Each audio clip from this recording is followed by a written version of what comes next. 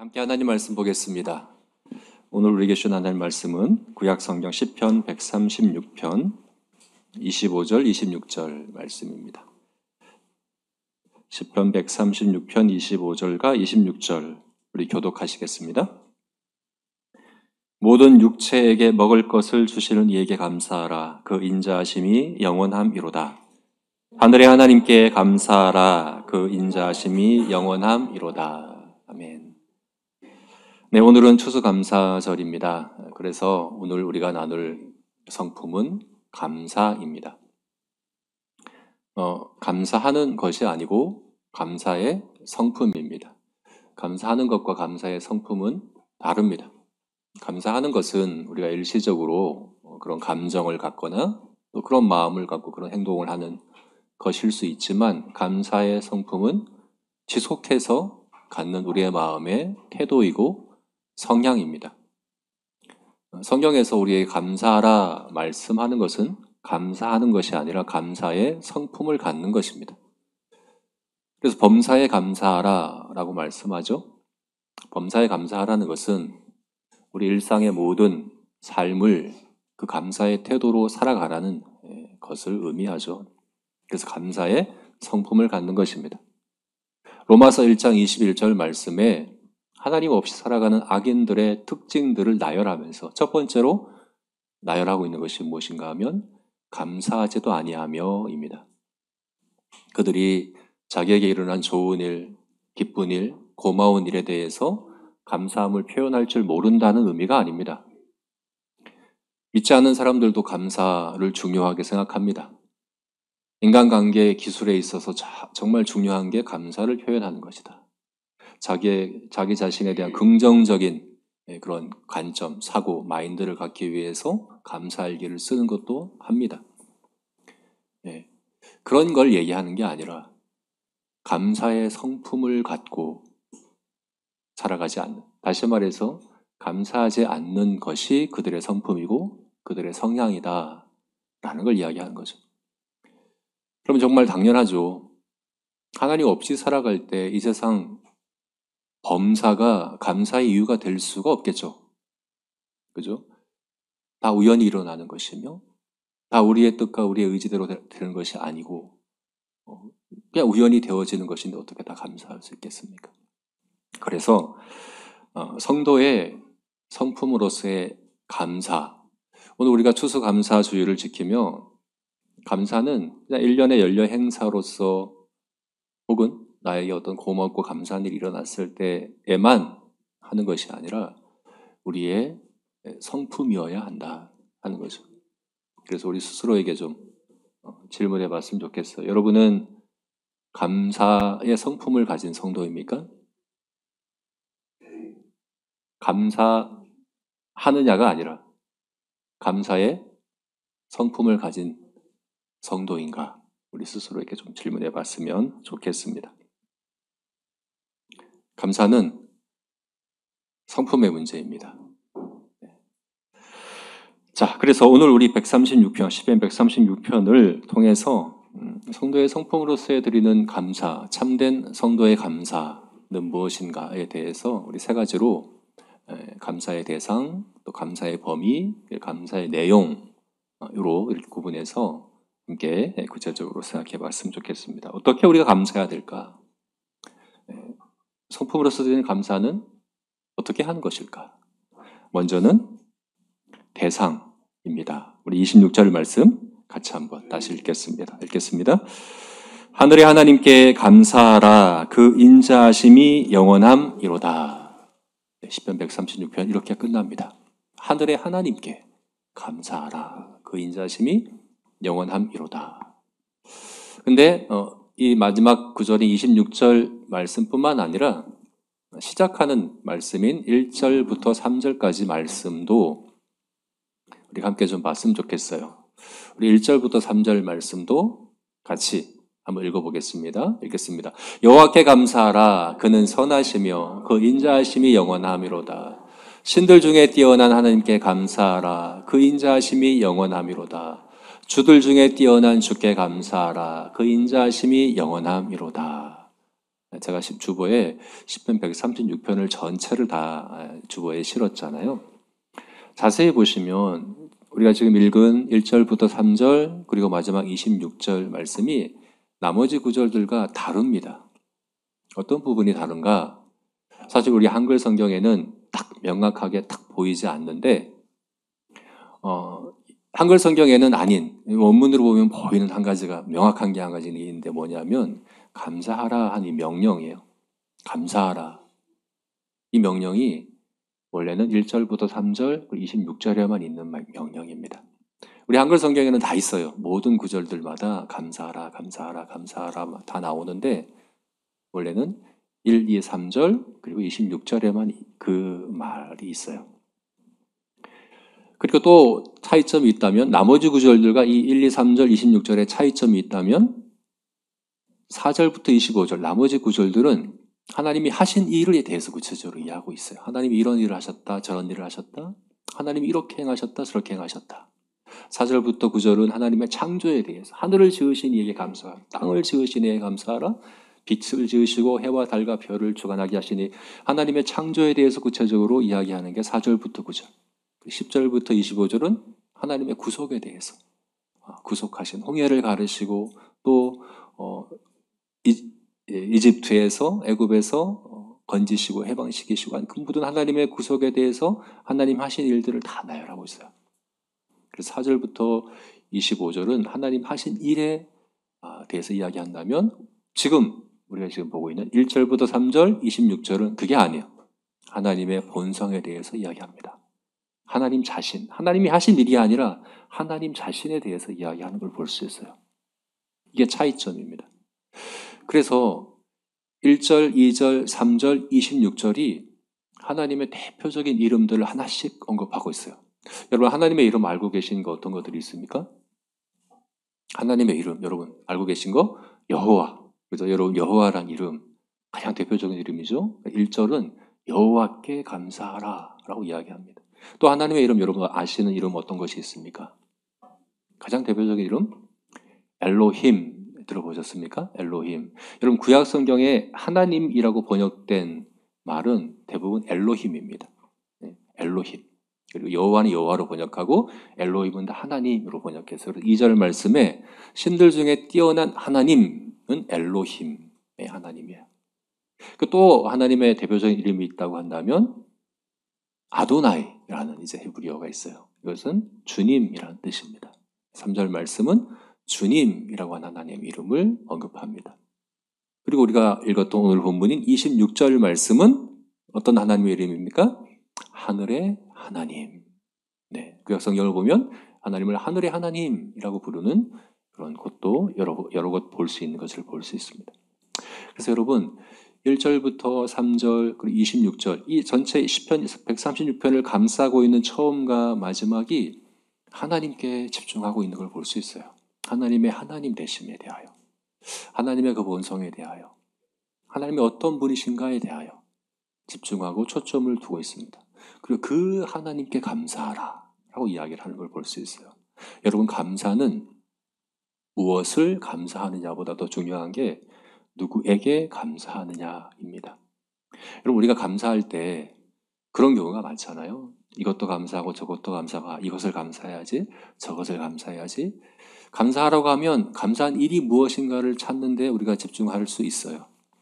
근데 사실은 그것보다 더 중요한 것은 그 일을 행하신, 그것을 주신 하나님께 나아가는 일입니다.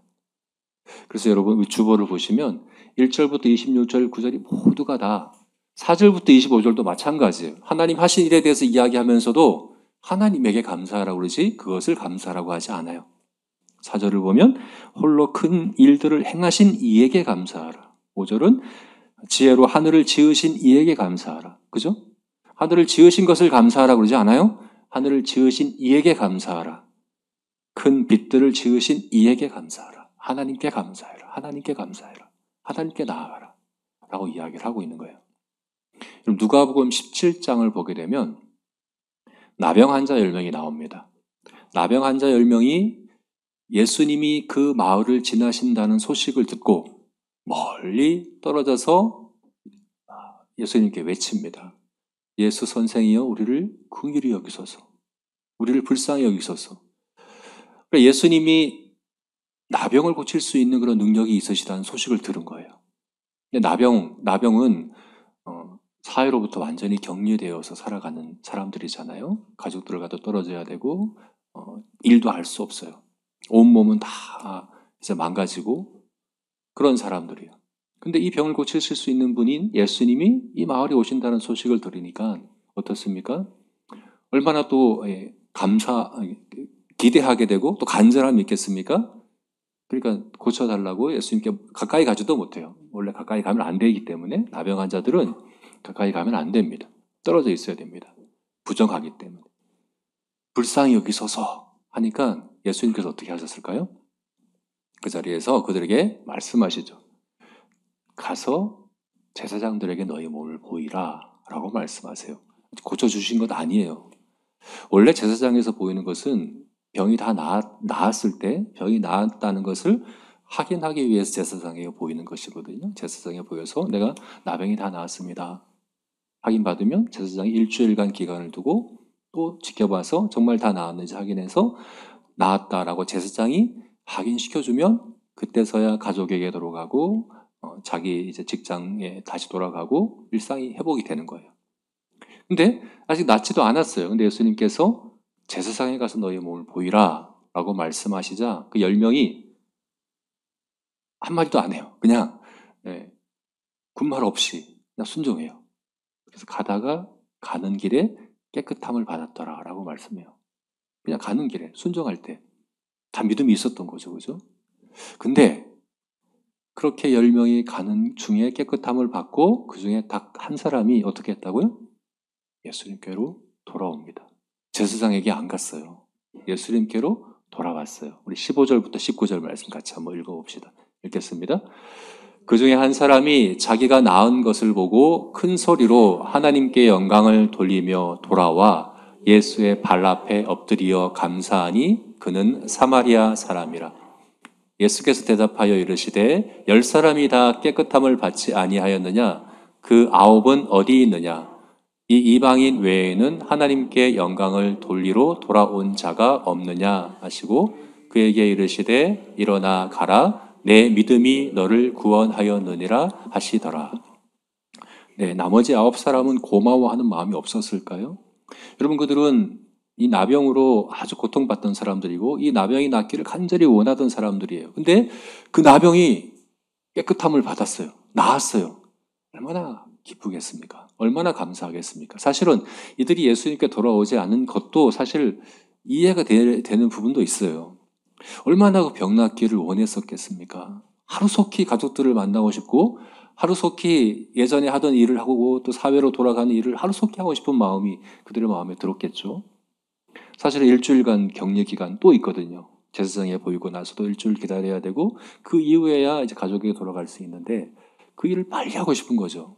얼마나 그 마음이 기쁘겠어요. 또 그리고 자기 나병이 나았다는 게 얼마나 감사하겠어요. 얼마나 고맙겠어요. 고마워하는 마음이 없는 게 아니에요.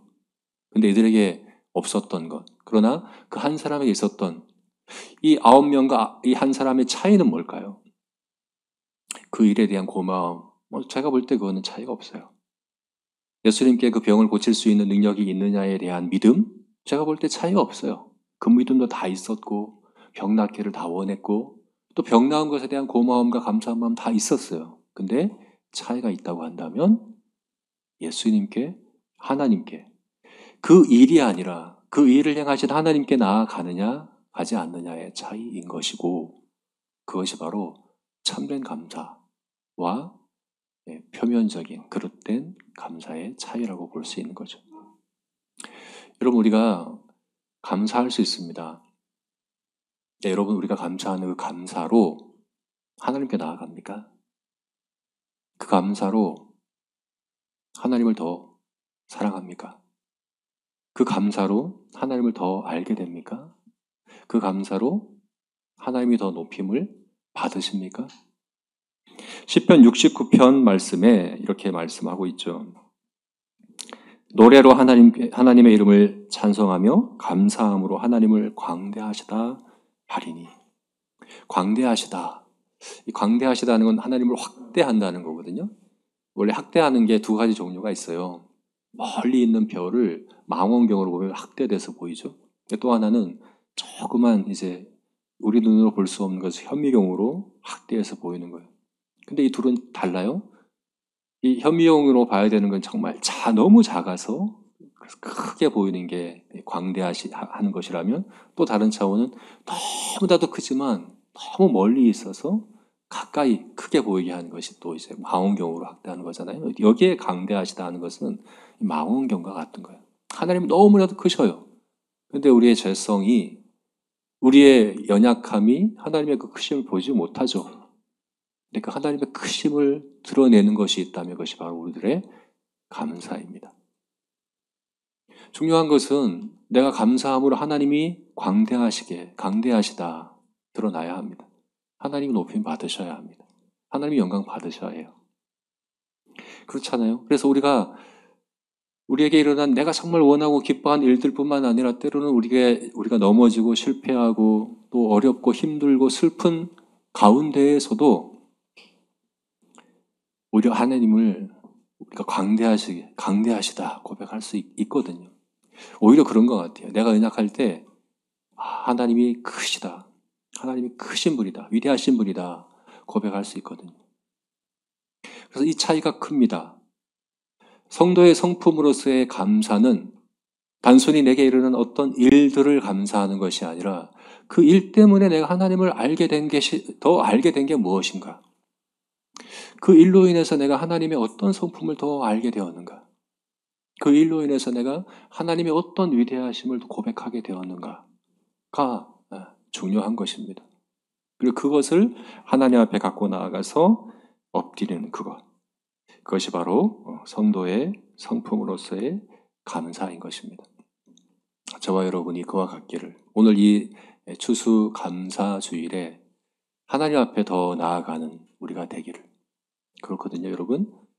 하나님이 우리에게 감사한 일을 주신 이유는 다른 게 아니에요. 하나님을 더 알라고 주시는 거예요. 오늘 시편 136편의 모든 구절들이 다 그거예요.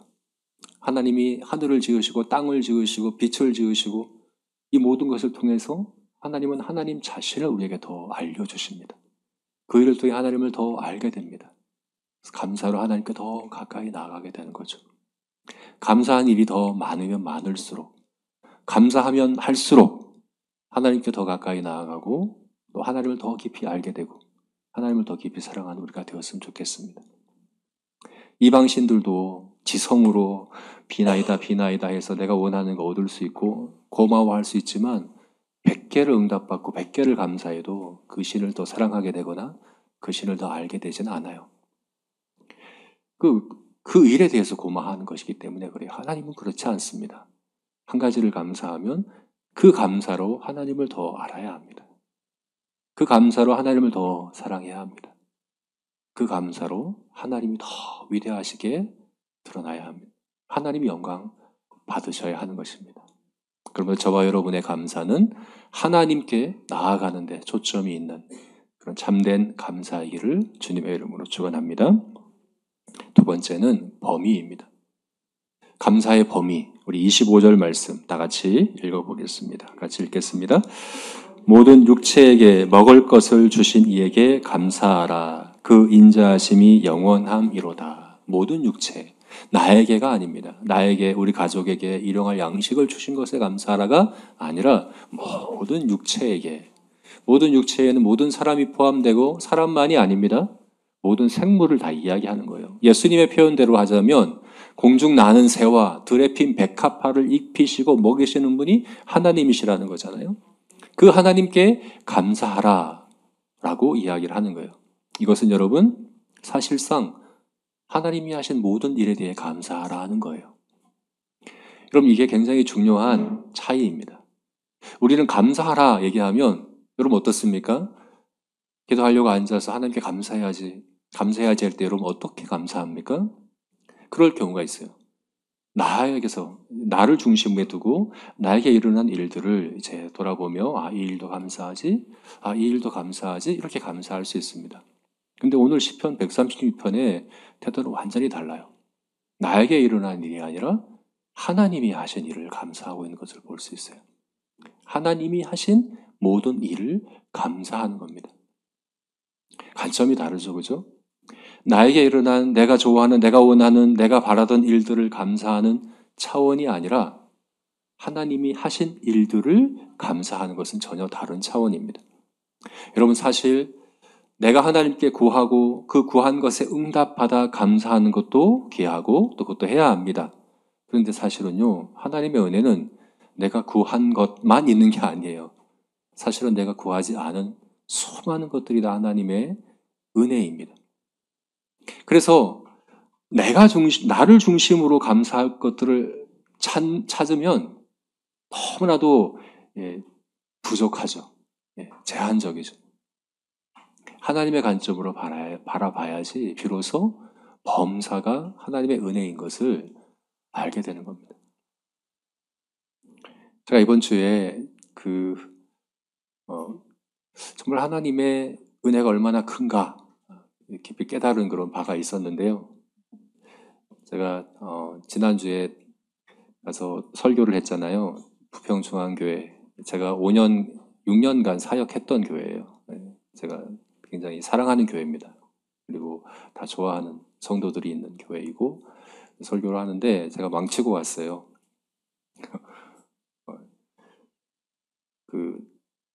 제가 가장 자신 있는 설교를 갖고 가서 갔습니다. 제가 교만했던 것 같아요. 제가 올해 했던 설교 중에서 제일 자신 있는 설교였어요. 그리고 뭐 설교 원고를 다 숙지했고 그랬습니다. 근데 올라가자마자 얼어버렸어요. 말이 안 나오는 거예요. 5분가량 말을 못하고 가만히 서 있었더니 성도들이 막 저를 위해 기도하기 시작하는 게 보이는 거예요. 막 한숨을 쉬고 막. 근데 어떡합니까? 몸이 말을 안 듣는데. 결국은 5분 지나서는 이제 설교를 다 마무리하고 났지만 그래서 뭔가 이상이 있다. 뭔가 문제가 있다 싶어서 제가 병원을 가봤어요. 그랬더니 불안증이라고 얘기하더라고요. 불안 장애가 있다라고 얘기해서 제가 그래서 이번 주부터 약을 먹기 시작했습니다. 유전적인 것 같아요. 근데 그게 우리 몸의 자율신경이 우리 심장을 뛰게 하고 혈관이 흐르게 하고 혈압이 유지되게 하고 체온이 유지되게 하고 이거 여러분 우리가 의지적으로 하는 거 아니잖아요. 그죠? 내가 심장을 뛰게 해야지 하는 게 아니잖아요. 저절로 되는 건데 이것을 이제 자율신경계라고 하고 이 자율신경계를 움직이게 하는 게 호르몬이에요. 그 호르몬이 조금만 균형이 깨져도 사실 우리는 아무것도 할 수 없어요. 우리가 그런 존재인 거죠. 내가 자율이라고 생각하지만 사실 자율이 아니에요. 다 하나님이 하시는 거거든요. 내가 스스로 그냥 우연히 저절로 된다고 생각하는 모든 것들이 다 하나님의 은혜라는 걸 알게 됐어요. 이 균형마저도 할 수 없는 연약한 우리들이지만 이 죄로 가득한 이 온 세상에 죄에도 불구하고 이 질서와 균형이 유지되게 하신 하나님의 위대하심 얼마나 크신가. 하나님은 얼마나 지혜로우신 분인가를 이번 주에 깊이 묵상을 했습니다. 그래서 우리 하나님 앞에 감사를 드렸어요. 여러분 우리 삶에 일어나는 것들이 우연히 되어지는 것이 없어요. 내가 모르지만 내가 깨닫지 못하지만 다 하나님의 은혜로 되어지는 겁니다. 그래서 여러분 저는 그렇게 생각을 합니다. 감사는 우리에게 일어난 어떤 일들이 일어나서가 아니라 우리 관점이 바뀌는 거예요. 전에는 은혜로 보지 못했던 것들이 은혜로 보여지는 것이에요. 그게 감사의 성품입니다. 전에는 알지 못했어요. 이게 하나님의 은혜인가? 저것이 하나님의 은혜인가? 알지 못했어요. 근데 이제 관점이 열리는 거예요. 이것도 하나님의 은혜구나. 이것도 저절로 되는 게 아니라 하나님께서 하시는 것이구나 하는 것을 깨달아가는 거죠. 사실 이것은 우리의 가치관이 변하는 것이고 우리의 세계관이 변하는 것이고 그래서 오늘 본문 말씀은 창조부터 시작해요. 하늘을 지으시니 땅을 지으시니 온 만물을 주관하시니 우리 삶에 일어난 모든 것들을 우리를 구원하시고자 하는 하나님의 그 모든 섭리를 감사하는 오늘 시편 기자를 볼 수 있습니다. 저와 여러분이 그냥 내 중심으로 내게 일어난 일들을 감사하는 수준이 아니라 감사하고자 할 때 하늘의 하나님께 초점을 맞추며 하나님의 관점으로 하나님이 하신 그 일들을 하나님 앞에 감사하며 하나님 앞에 높여드리며 하나님 이것을 전에는 몰랐지만 이것도 하나님의 은혜입니다. 이것도 하나님의 은혜입니다. 감사합니다. 라고 고백하는 그런 감사의 성품을 갖는 저와 여러분이 되시기를 주의 이름으로 축원합니다. 마지막 세 번째는 내용입니다.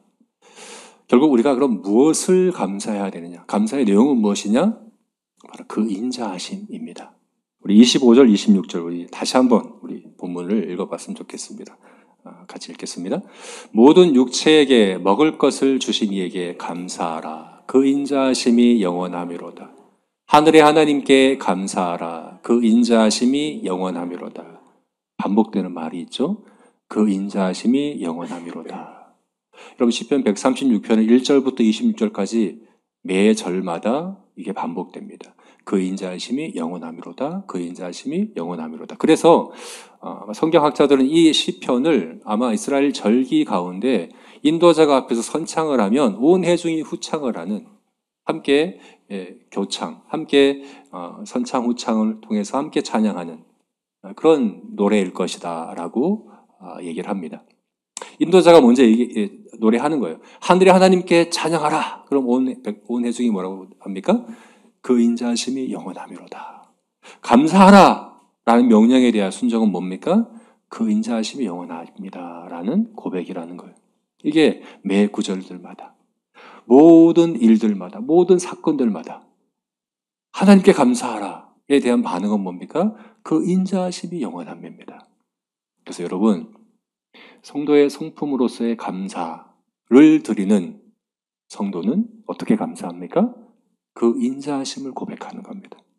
그 인자하심을 노래하는 겁니다. 인자하심. 이 인자하심이 뭐라고 그랬죠? 히브리어로 뭡니까 이게? 헤세드예요. 헤세드. 헤세드 이 단어는 우리말에는 마땅히 번역할 말이 없어요. 개념이 없어요. 우리말에는 없어요. 그래서 한글 성경에 이 헤세드라는 단어를 여러 가지 단어로 번역합니다. 인자, 은혜, 은총, 사랑, 또 뭐 선대하시다, 후대하시다, 뭐 여러 가지 단어들로 번역하는데 그 개념 정확한 개념은 없어요.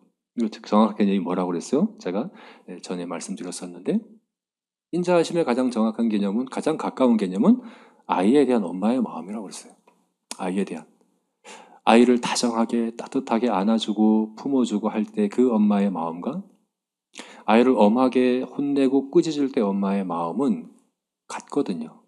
물론 우리가 가끔은 감정적으로 막 혼내기도 하지만 그걸 얘기하는 게 아니라 정말 아이에 대한 사랑과 아이를 염려하는 마음과 아이를 위하는 마음으로 혼내고 꾸짖을 때 그 마음과 아이에 대한 사랑으로 안아줄 때 마음, 그 마음 다른 마음이 아닌데 아이가 느낄 때는 다르다고 느껴지죠. 엄마가 변했다라고 생각할 수 있죠. 근데 동일한 마음인데 하나님의 인자하심이 바로 그겁니다. 우리들을 향한 하나님의 인자하심, 언약적 사랑.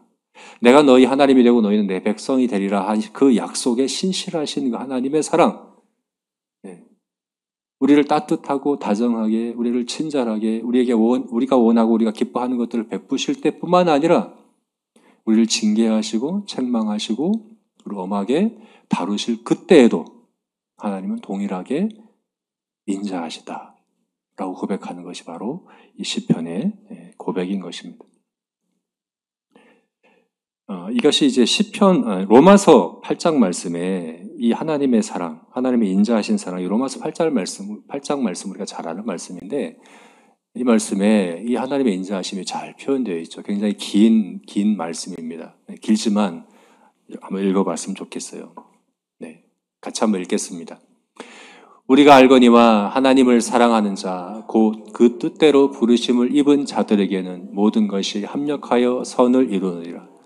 하나님이 미리 아신 자들을 또한 그 아들의 형상을 본받게 하기 위하여 미리 정하셨으니 이는 그로 많은 형제 중에서 맏아들이 되게 하려 하심이니라. 또 미리 정하신 그들을 또한 부르시고 부르신 그들을 또한 의롭다 하시고 의롭다 하신 그들을 또한 영화롭게 하셨느니라.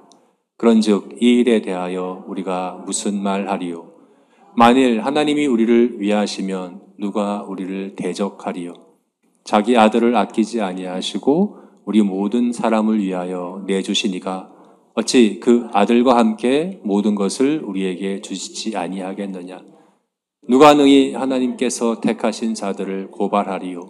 의롭다 하신 이는 하나님이시니 누가 정죄하리요? 죽으실 뿐 아니라 다시 살아나신 이는 그리스도 예수시니 그는 하나님 우편에 계신 자요 우리를 위하여 간구하시는 자시니라.